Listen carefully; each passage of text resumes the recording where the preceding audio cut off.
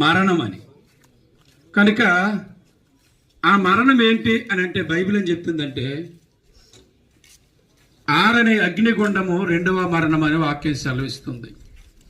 ప్రియులారా, ఈ లోకంలో సాధారణంగా మనుషులకు మరణం ఉంది, అది అందరికీ సంప్రాప్తం అవుతుంది. కానీ గమనించండి, రెండవ మరణం ఉంది, అది ఎవరికంటే ఓన్లీ పాపులకు మాత్రమే. ఈ భూమి మీద బైబిల్ ఏం చెప్తుందంటే నీతిమంతుడు లేడు, ఒక్కడైనా లేడని వాక్యం సెలవిస్తుంది. రోమిలకు రాసిన పత్రిక 3:23 ఏ భేదము లేదు, అందరూ పాపము చేసి దేవుడు అనుగ్రహించు మహిమను పొందుకోలేకపోతున్నారని చెప్పబడుతుంది. నిజమే ప్రియులారా, మనుషులందరూ పాపము చేసిన వారే. కనుక ఏ భేదము లేదు, కులమని గాని మతమని గాని జాతి అని గాని భేదము లేదు.